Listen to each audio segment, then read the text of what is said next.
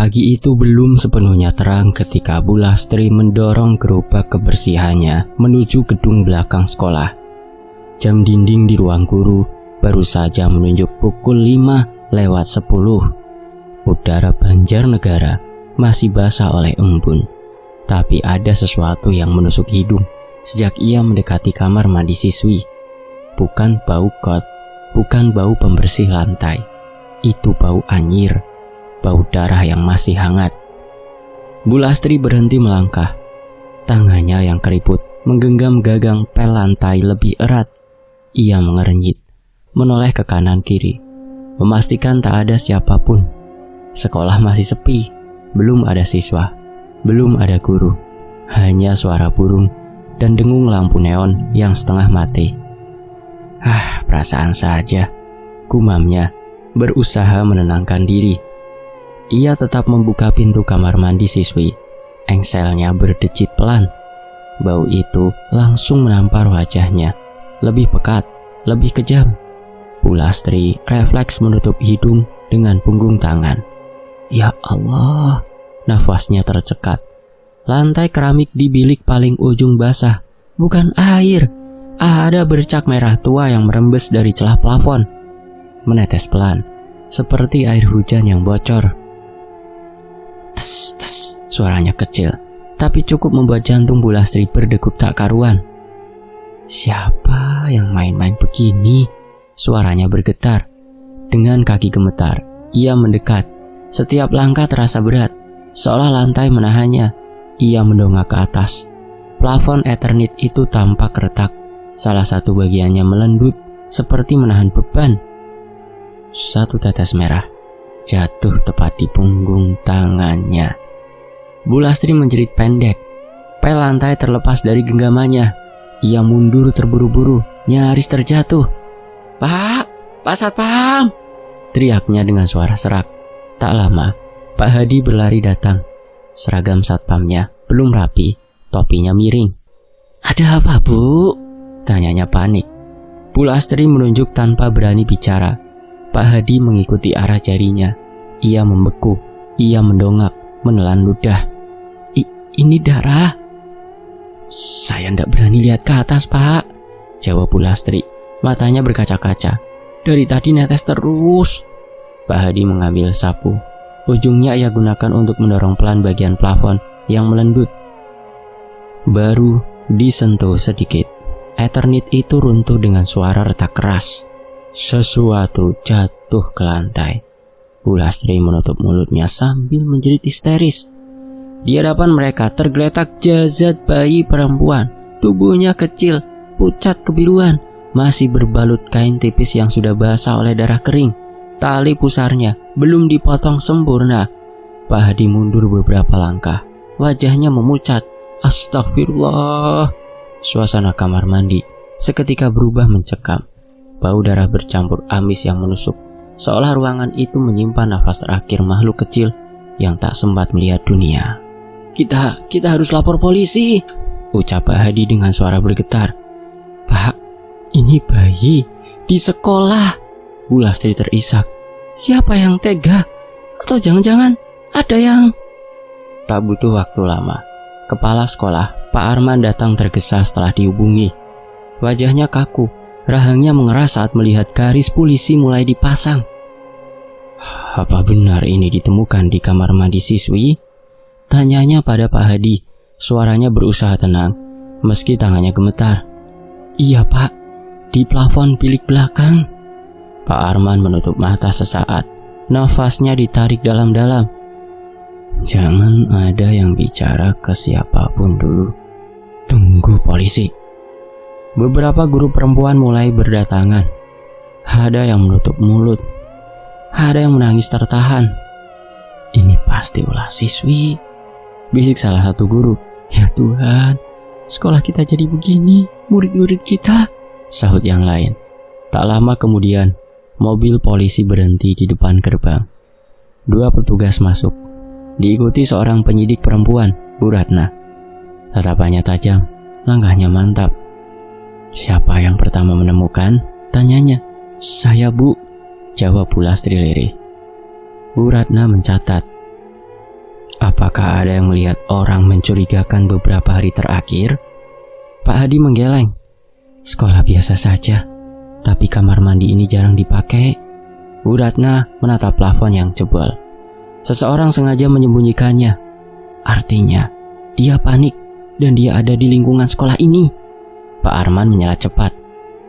Kami akan kooperatif sepenuhnya, Bu. Ini mencoreng nama baik sekolah.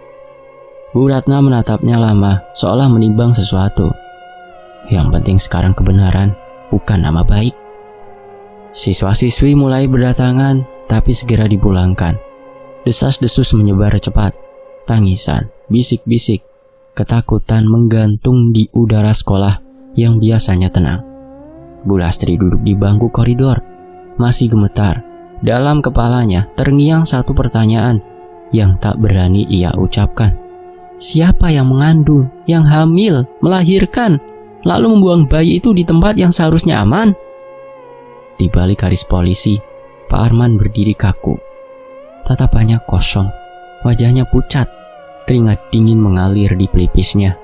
Meski pagi itu dingin, dan di antara bau darah yang belum sepenuhnya hilang, sekolah itu seperti menahan nafas, menunggu rahasia pertama terkuak, membawa petaka yang lebih besar. Pagi itu sekolah tak lagi terasa seperti tempat belajar. Garis polisi masih melintang di depan kamar mandi siswi, dan aroma pembersih lantai bercampur bau anyir yang seakan tak mau pergi. Bu Ratna berdiri di tengah koridor, menatap sekeliling dengan mata tajam, seolah setiap dinding menyimpan rahasia. Mulai dari yang paling dekat, katanya pada rekannya, siswa dan staf yang punya akses ke gedung ini. Pak Hadi memanggil beberapa guru piket. Satu persatu mereka dimintai keterangan. Bu Ratna mencatat dengan rapi, sesekali mengangguk, lebih sering terdiam. Ia tak mencari pengakuan, ia mencari celah. Di ruang UKS, Bu Ratna memeriksa lemari obat.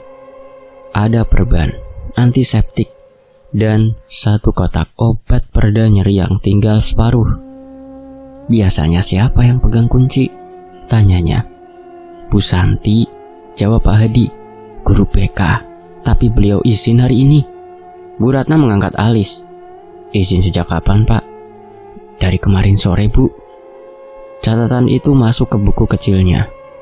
Di ruang guru, suasana tegang. Beberapa guru berisik menahan pandang.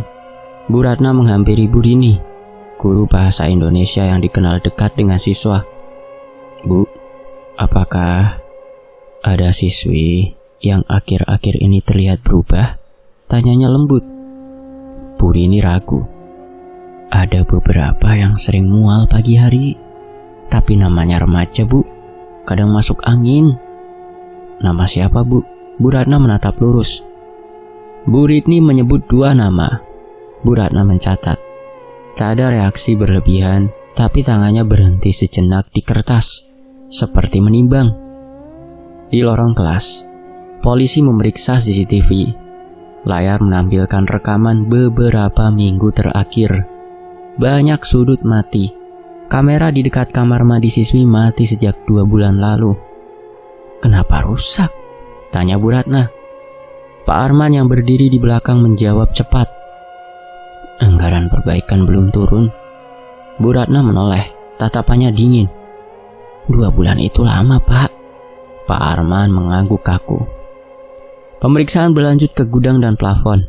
Ada bekas geseran di rangka Eternit, seolah seseorang pernah memanjat dengan tergesa. Di sudut, Bu Ratna menemukan sepotong kain seragam warna abu-abu, sobek di bagian pinggir. Seragam siswi, gumamnya. Pak Hadi menelan ludah. Ini sobekannya baru. Bel istirahat seharusnya berbunyi, tapi hari itu tak ada pelajaran. Hari kedua setelah peristiwa ditemukan jasad bayi itu, siswa berkumpul di halaman. Wajah-wajah muda itu tegang dan bingung. Bu Ratna memilih beberapa untuk diwawancara singkat. Pertanyaannya sederhana, jawabannya berputar-putar. Kamu pernah lihat temanmu masuk ke gedung belakang di luar jam pelajaran? Enggak, Bu. Pernah ada guru yang sering memanggil siswi ke ruang tertentu, kadang buat bimbingan, Bu. Ruang BK kembali disebut. Siang menjelang, Bu Ratna masuk ruang BK. Aromanya wangi, terlalu rapi. Di laci meja ia menemukan buku agenda.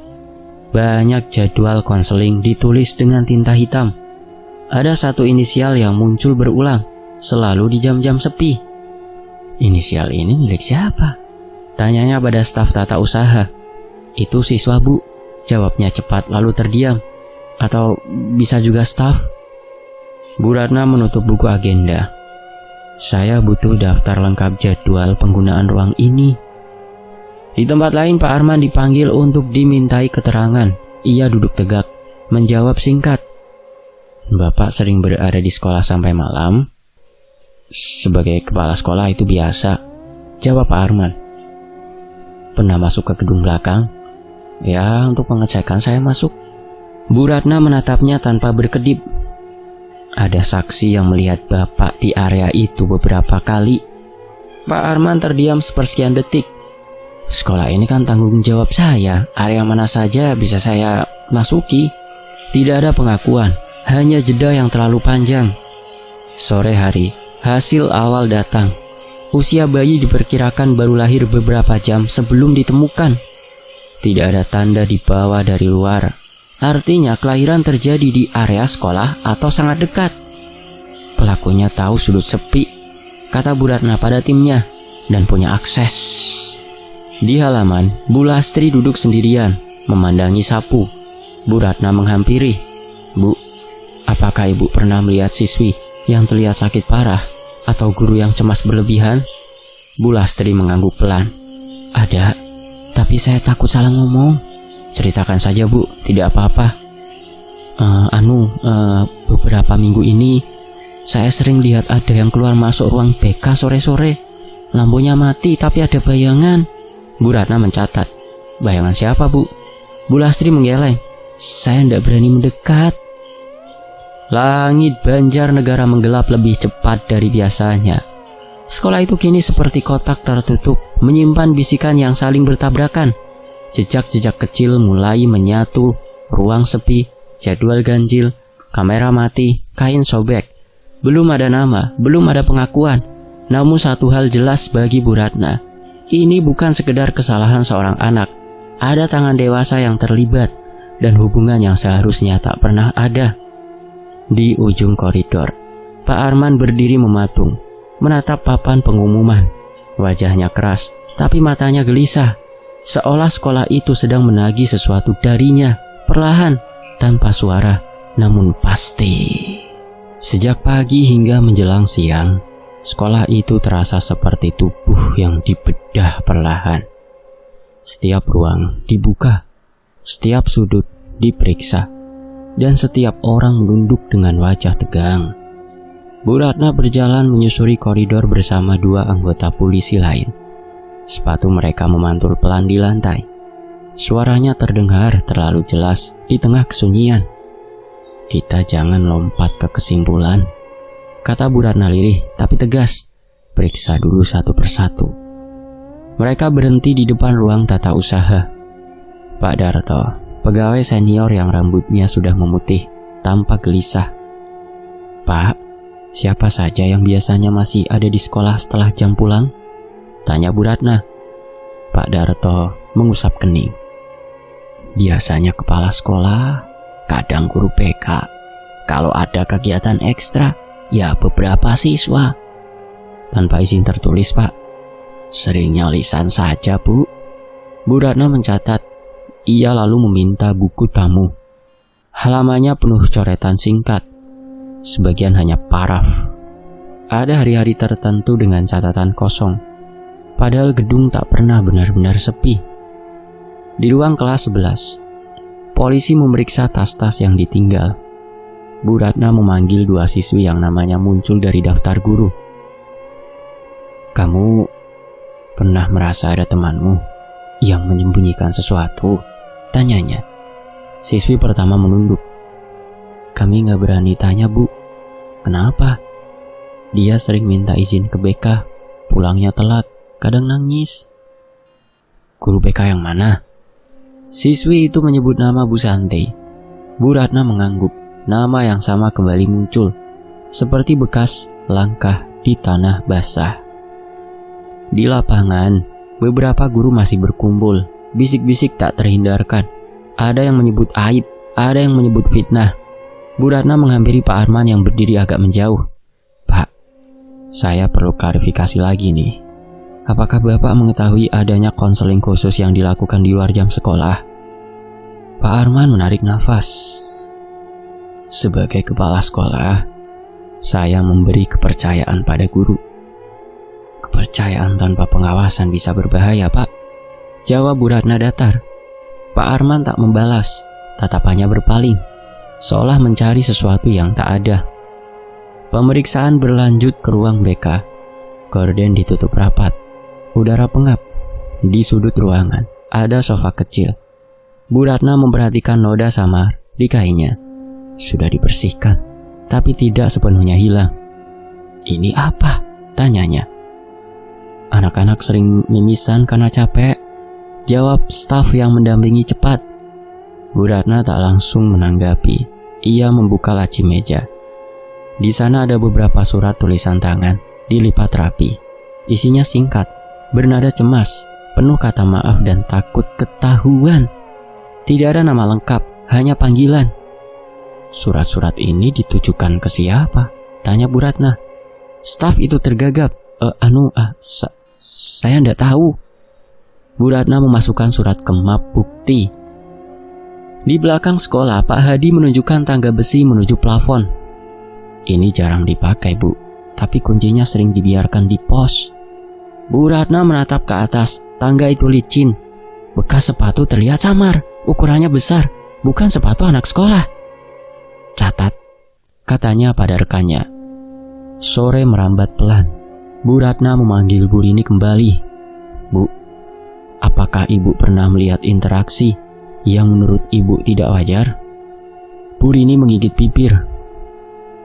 Saya pernah melihat seorang siswi keluar dari ruang kepala sekolah dengan wajah pucat, rambutnya basah, seperti habis muntah. Kapan? Sekitar 2 bulan lalu. Saya kira dia sakit. Bu Ratna menunduk sebentar. 2 bulan.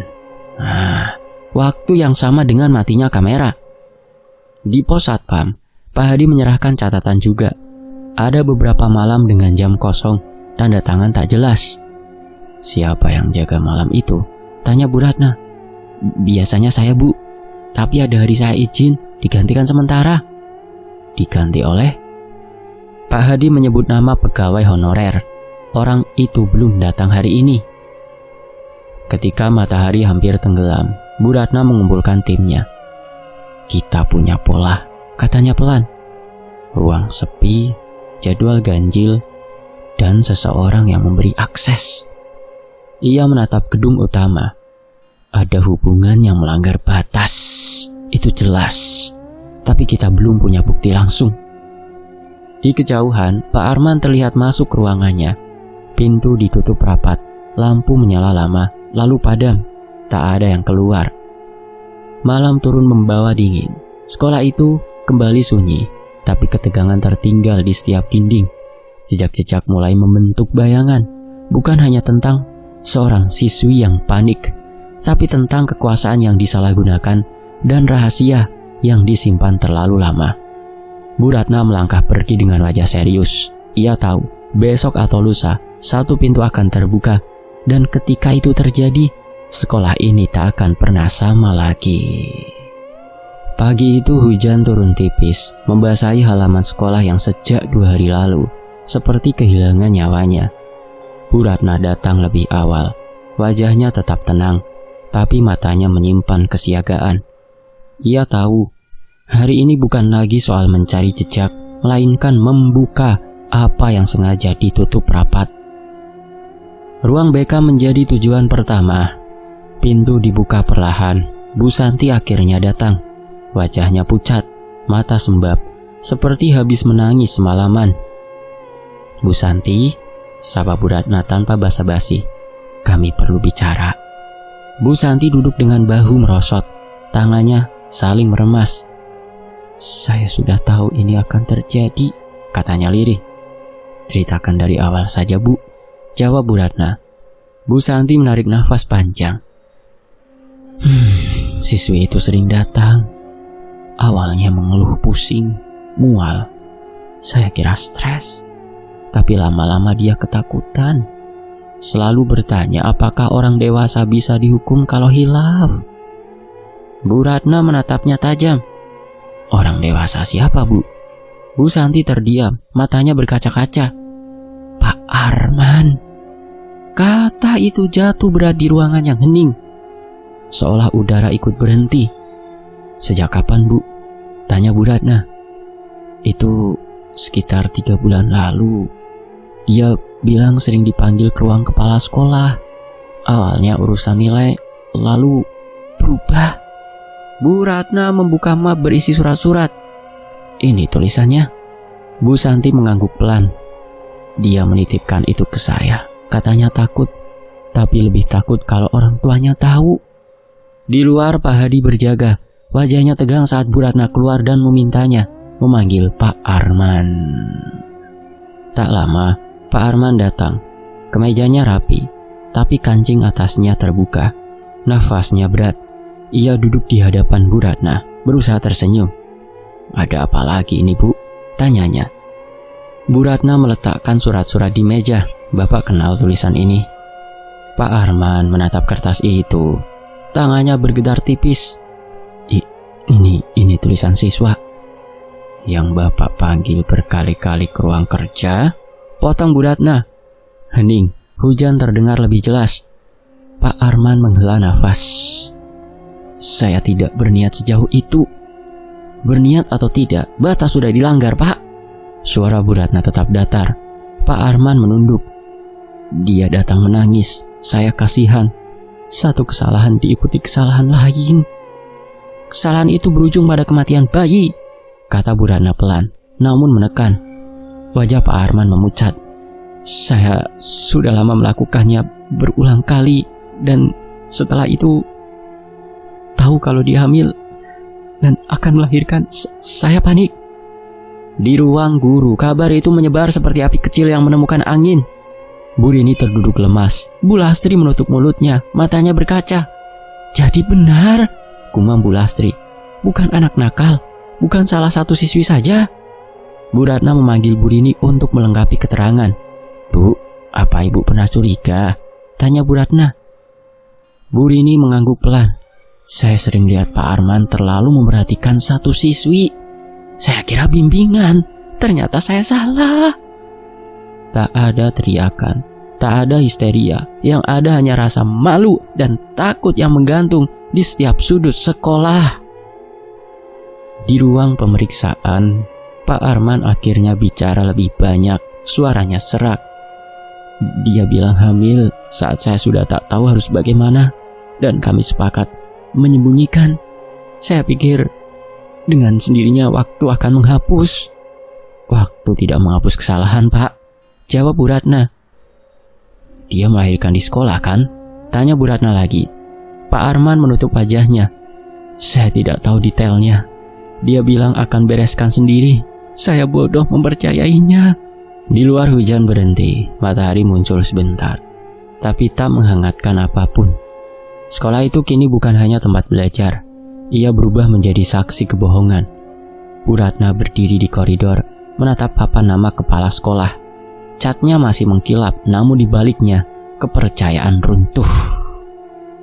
Kami akan melanjutkan proses sesuai hukum, katanya pada Pak Arman, dan kami akan memastikan siswi itu tidak lagi disalahkan sendirian. Pak Arman mengangguk lemah, ketakutan kini jelas di matanya. Bukan takut pada polisi, tapi pada kebenaran yang akhirnya keluar dari gelap. Siang itu, sekolah dipulangkan lebih awal. Orang tua berdatangan. Wajah mereka penuh tanya. Tidak semua jawaban diberikan hari itu. Namun satu rahasia telah terbuka. Dan bersama dengannya, ketakutan yang selama ini dikubur akhirnya bernafas di udara bebas. Malam turun dengan pelan, tapi membawa beban yang berat di ruang kepala sekolah. Lampu meja menyala sendirian. Di luar, halaman sekolah kosong. basah oleh sisa hujan sore. Pak Arman duduk dengan punggung membungkuk. Kedua telapak tangannya menekan pelipis. Kemejanya masih yang sama, tapi kusut, seperti tak sempat dirapikan sejak pagi. Ponselnya bergetar. Nama itu muncul di layar, siswi itu. Pak Arman menelan ludah sebelum mengangkat. "Halo?" "Saya nggak bisa tidur, Pak." Suara di seberang bergetar. "Orang-orang sudah pada tahu ya, Pak." Pak Arman terdiam beberapa detik. "Belum semua, tapi ini sudah melebar. Polisi tadi ke rumah, tanya-tanya ibu saya," katanya cepat, hampir menangis. "Saya takut, Pak." Kata takut itu menghantam dada Pak Arman. Ia berdiri, berjalan mondar-mandir di ruang sempit itu. "Dengar, kita harus tenang." "Tenang gimana, Pak?" Suaranya meninggi. "Bayi itu mati. Semua lihat saya sebagai monster." Pak Arman menutup mata. Bayangan jasad kecil itu kembali muncul, seperti noda yang tak bisa dihapus. Kita nggak boleh tinggal diam. Kalau kita tetap di sini, mereka akan terus menekan. "Terus kita ngapain, Pak?" tanya siswi itu lirih. Pak Arman berhenti melangkah. Keputusan yang sejak sore berputar-putar di kepalanya akhirnya menemukan bentuk. "Pergi, kabur, sementara." Hening di seberang. "Pergi kemana, Pak?"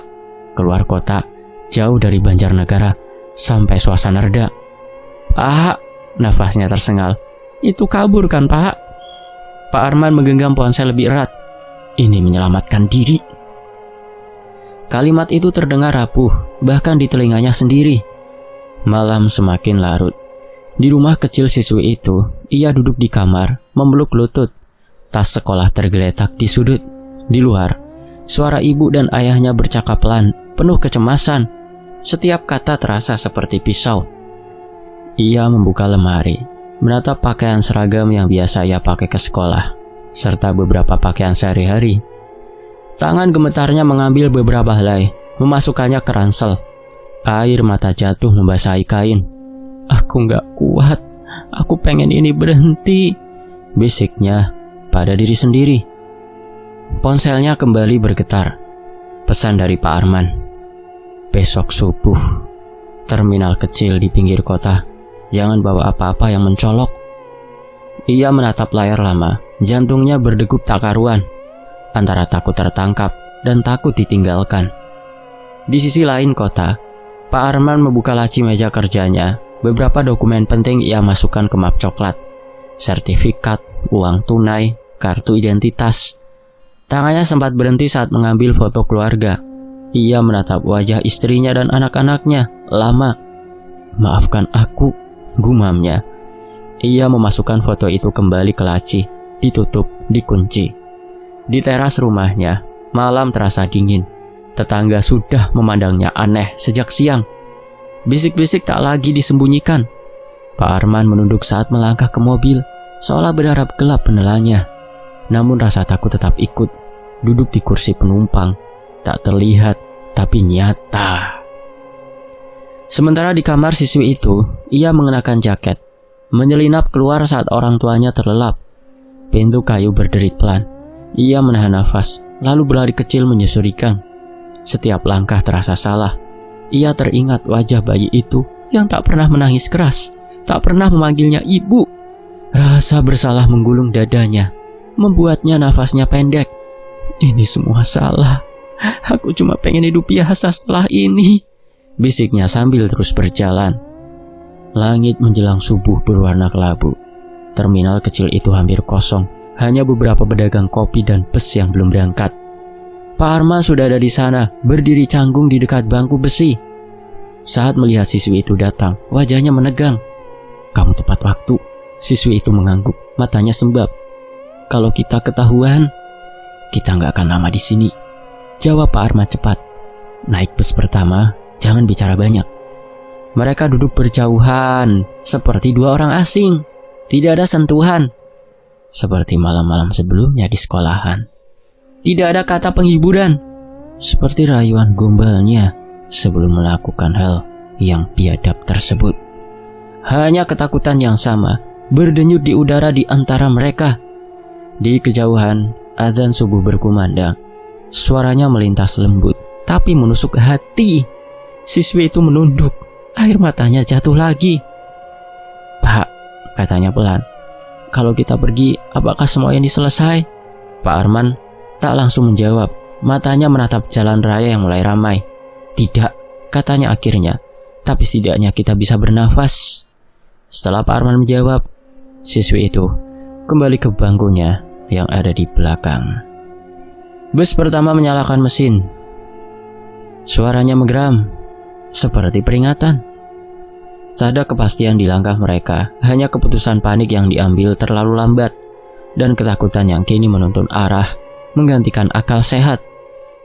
Mereka meninggalkan kota yang masih terlelap, tanpa tahu bahwa setiap pelarian selalu meninggalkan jejak.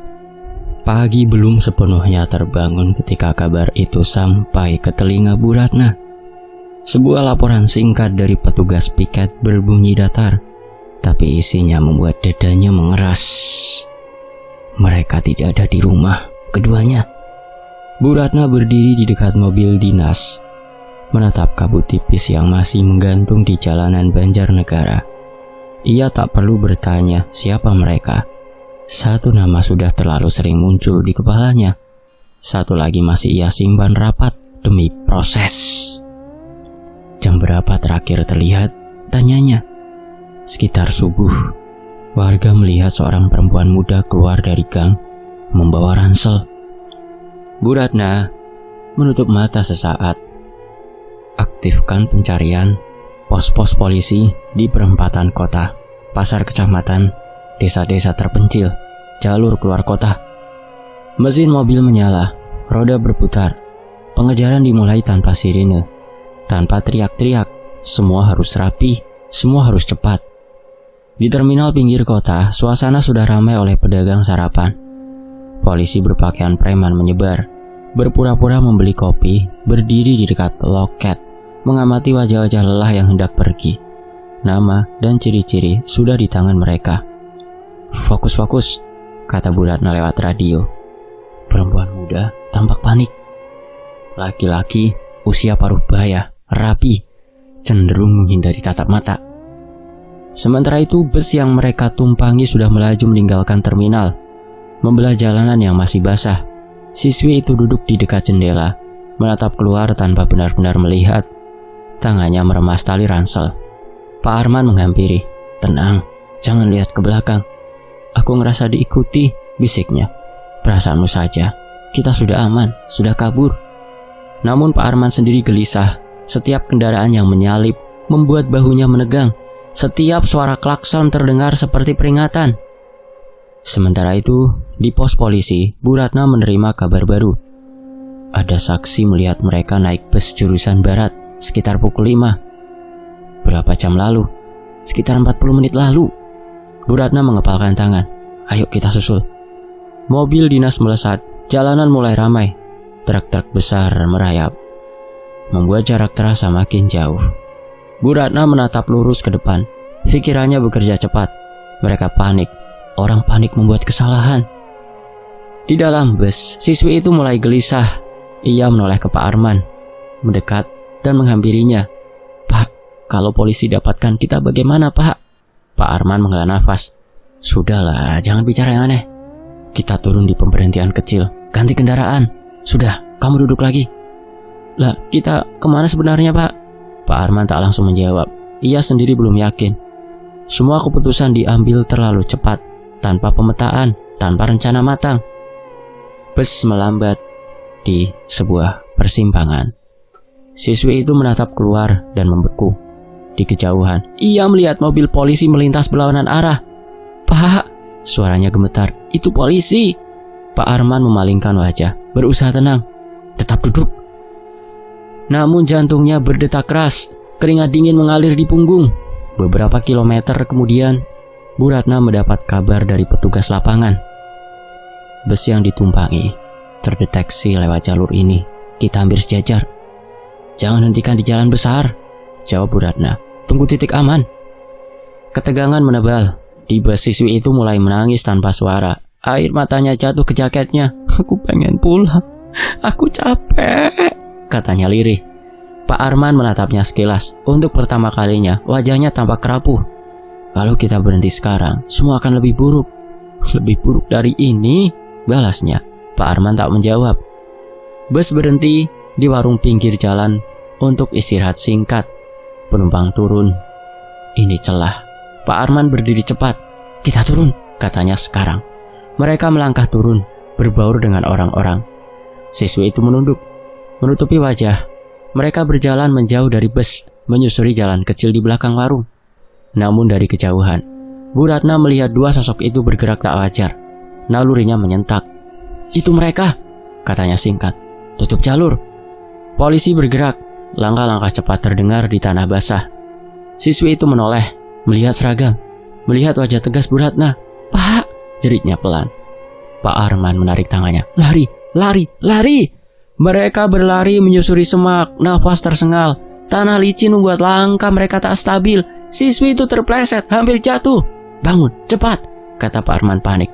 Pak, aku gak kuat, Pak. Tangisnya pecah. Di belakang, suara langkah semakin dekat. Berhenti, polisi, teriak seseorang.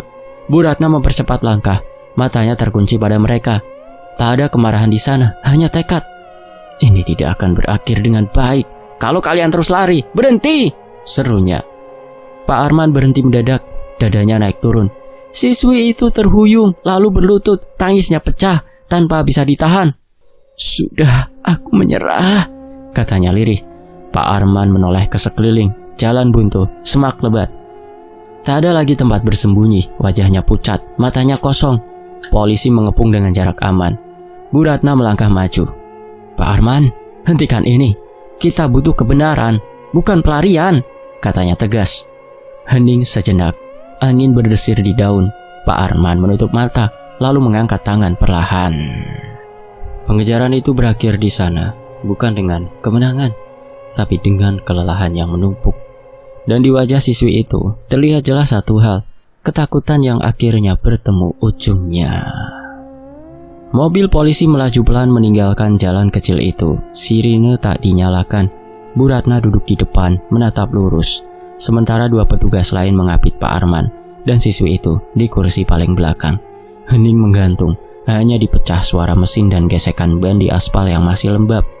Siswi itu memeluk dirinya sendiri. Jaketnya basah oleh embun dan keringat. Matanya kosong, menatap jendela yang bergetar halus.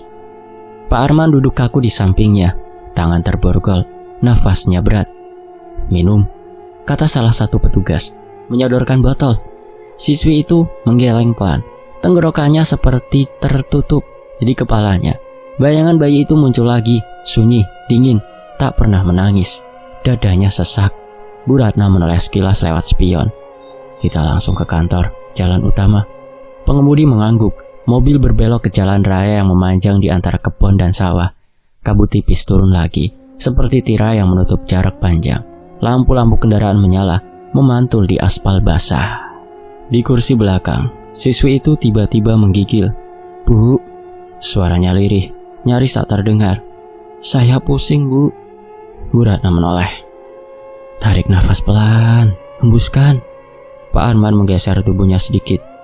Dia dari tadi lemah, katanya cepat, mungkin shock. Petugas di samping mengangguk. Kita hampir sampai. Mobil menambah kecepatan sedikit untuk menyalip truk lambat di depan. Dari arah berlawanan, lampu sebuah kendaraan besar muncul, terlalu terang, terlalu dekat. Ibu Komandan, seru pengemudi. Semuanya terjadi dalam satu tarikan nafas. Klakson panjang memekik, ban menjerit, kabut menelan jarak. Mobil polisi membanting setir, berusaha kembali ke jalur. Ada hentakan keras, logam beradu, kaca pecah, dunia berputar. Benturan itu memekakan. Mobil terguling ke bahu jalan, berhenti dengan suara dentum terakhir yang membuat udara seakan terbelah. Sunyi menyusul, sunyi yang aneh, seperti telinga disumpal. Bu Ratna terlempar ke sabuk pengaman. Kepalanya berdenyut, darah hangat merayap di pelipisnya. Ia mengerjap, berusaha fokus. Semua, suaranya serak, tak ada jawaban. Asap tipis mengepul dari kap mesin. Bau bensin menyengat. Di kursi belakang, siswi itu terdiam. Kepalanya terkulai. Pak Pak Arman terhuyung ke depan, sabuk pengaman menahan dadanya, nafasnya tersengal pendek. "Keluar!" gumam Bu Ratna, berusaha membuka pintu. Engsel macet, ia menendang pelan, berhasil. Di luar, hujan rintik kembali turun. Kendaraan besar yang menyalip tadi berhenti jauh di depan. Orang-orang mulai berlari mendekat. Bu Ratna memutar tubuhnya, mendekati pintu belakang. "Dek," panggilnya. Suaranya bergetar. "Dengar saya, Dek." Tak ada respon. Petugas lain membantu membuka pintu yang ringsek. Tubuh siswi itu terkulai ke arah mereka. Wajahnya pucat, bibirnya kebiruan. Tak ada nafas yang terasa. "Ambulan!" teriak seseorang. Pak Arman mengerang. Ia terbatuk. Darah keluar dari sudut mulutnya. Matanya terbuka setengah, memandang kosong ke langit kelabu. "Ini selesai," bisiknya nyaris tak terdengar. Bu Ratna berlutut di aspal, menekan luka di lengannya sendiri sambil menatap dua tubuh itu. "Bertahanlah," katanya, entah pada siapa. Ambulan datang dengan sirine meraung, memecah sunyi yang mencekam. Petugas medis bekerja cepat. Tubuh siswi itu diangkat ke tandu. CPR dilakukan dengan ritme tegas. Pak Arman menyusul, nafasnya kian melemah. Di bawah cahaya lampu darurat yang berkedip, waktu terasa melambat. Hujan menetes di wajah siswi itu, seperti air mata yang terlambat. Waktu kematian. Suara medis terdengar sayup, lalu menghilang di balik kebisingan. Bu Ratna berdiri terpaku. Kata-kata itu menghantam, dingin dan fatal, final. Tak lama, dari tandu lain, kepala medis menggeleng pelan. Dua nyawa padam di jalan yang sama. Kabar itu menyebar cepat, lebih cepat dari hujan. Jalan ditutup, warga berkumpul dengan wajah tegang. Ada yang berbisik tentang kutukan, tentang kejaran yang berujung petaka. Ada yang menyalahkan hujan, kabut, kecepatan. Bu Ratna duduk di ambulan, dibalut perban, matanya merah. Di tangannya, map bukti yang basah, surat-surat, catatan, potongan kebenaran yang belum sempat disatukan. "Bu," kata seorang petugas pelan, "kita masih punya banyak pertanyaan." Bu Ratna mengangguk, menatap keluar. Jalan itu kembali sepi, menyisakan bekas ban dan serpihan kaca. Dan sekarang, katanya lirih, jawaban tak akan pernah lengkap. Lampu ambulan menjauh. Di belakangnya jalan basah itu menelan rahasia terakhir, meninggalkan misteri yang akan terus membayangi, seperti kabut yang tak pernah benar-benar pergi. Seminggu setelah kecelakaan itu, sekolah kembali dibuka dengan wajah yang sama sekali berbeda. Gerbang masih berdiri, bel masih berbunyi, tapi suasananya seperti rumah yang ditinggal mati. Sunyi yang menekan membuat siapapun menunduk tanpa sadar. Investigasi tidak berhenti bersama kematian, justru dimulai dari sana. Bu Ratna kembali ke sekolah dengan lengan masih berbalut perban. Langkahnya pelan, tapi mantap. Di ruang guru, beberapa orang duduk dengan wajah letih. Tak ada lagi bisik-bisik keras, semua seperti menunggu vonis, meski pelakunya sudah tidak bernafas. "Kami melanjutkan penyelidikan untuk kepentingan hukum dan kebenaran," kata Bu Ratna pelan namun tegas. "Bukan untuk menyalahkan orang yang sudah meninggal, tapi untuk memastikan tidak ada yang ditutupi." Bukti-bukti dikumpulkan ulang. Surat-surat tulisan tangan siswi itu dibacakan dengan hati-hati. Isinya tentang ketakutan, tekanan, dan rasa bersalah yang tumbuh perlahan. Tidak ada kata cinta, yang ada hanya kebingungan seorang anak yang terjebak kuasa orang dewasa. Dasar Pak Arman bejat. Bu Santi, guru BK, memberikan kesaksian terakhirnya. Ia menangis saat menjelaskan bagaimana siswi itu memohon agar rahasianya disimpan rapat-rapat. "Saya salah," katanya. "Saya pikir melindungi berarti diam. Ternyata diam ikut membunuh." Di rumah orang tua siswi itu, suasana berkabung, tak kunjung reda. Ibunya duduk memeluk baju anaknya, matanya sembab. "Anak saya bukan perempuan nakal. Dia cuma anak yang takut. Dan dijahati sama kepala sekolahnya," katanya lirih pada Bu Ratna. Tak ada tuntutan, tak ada amarah berlebihan. Yang tersisa hanya penyesalan yang tak bisa diperbaiki. Di sisi lain, rumah Pak Arman juga diselimuti duka. Istrinya menolak bertemu wartawan. Anak-anaknya berhenti sekolah sementara. nama Pak Arman dicopot dari papan sekolah, tapi jejaknya tertinggal di ingatan banyak orang sebagai pelajaran pahit tentang kekuasaan yang disalahgunakan. Hasil investigasi akhirnya diumumkan secara tertutup kepada pihak sekolah dan keluarga. Kesimpulannya jelas, hubungan terlarang itu nyata, tekanan psikologis terbukti, dan kegagalan sistem menjadi bagian dari tragedi. Si kepala sekolah menggunakan kekuasaannya untuk melakukan perbuatan tercela. Sekolah diminta memperbaiki pengawasan, membuka ruang pengaduan, dan menghentikan budaya tutup mata. Beberapa guru mengundurkan diri, beberapa lainnya bertahan dengan rasa bersalah yang tak terucap. Bu Lastri kembali membersihkan kamar mandi itu. Plafon sudah diganti, keramik mengkilap, tak ada lagi bau darah. Namun setiap kali ia menengadah, dadanya terasa sesak. Tempat ini sudah bersih, tapi kok rasanya belum, gumamnya suatu pagi. Malam itu sekolah kembali sunyi, tapi bukan sunyi yang menenangkan. Angin berdesir di antara pepohonan halaman, membawa suara lirih yang membuat bulu kuduk berdiri. Tangisan bayi terdengar pelan, lalu menghilang, lalu terdengar lagi, lebih dekat. Satpam yang berjaga menghentikan langkahnya. Itu suara apa?